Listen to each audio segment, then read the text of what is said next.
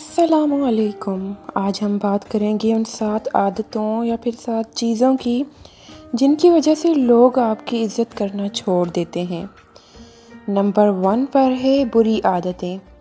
بری عادت بھی انسان کی عزت میں کمی کا باعث بنتی ہے۔ عزت میں اضافے کے لیے ضروری ہے کہ انسان اپنی تمام بری عادتوں کو ختم کر دے۔ نمبر 2 غصہ کرنا۔ بہت زیادہ غصہ بھی عزت میں کمی کا باعث بنتا ہے۔ غصہ کریں مگر حد سے زیادہ نہیں۔ نمبر 3 مشکل وقت میں اپنوں کا ساتھ چھوڑنا عزت کو خاک میں ملا دیتا ہے۔ کبھی بھی مشکل میں اپنوں کا ساتھ ہرگز نہ چھوڑیں۔ نمبر 4 محفل میں دوسروں کو جگہ نہ دینا بھی دوسروں کی نظروں میں آپ کی عزت کو کم کر دیتا ہے۔ نمبر 5 جھوٹ بولنا اور غیبت کرنا بھی عزت کو خراب کرتا ہے۔ نمبر 6 تکبر کرنا چھوڑ دیں۔ تکبر کرنے والوں کے لوگوں کے دلوں میں کوئی عزت نہیں ہوتی۔ نمبر 7 طعنہ دینا۔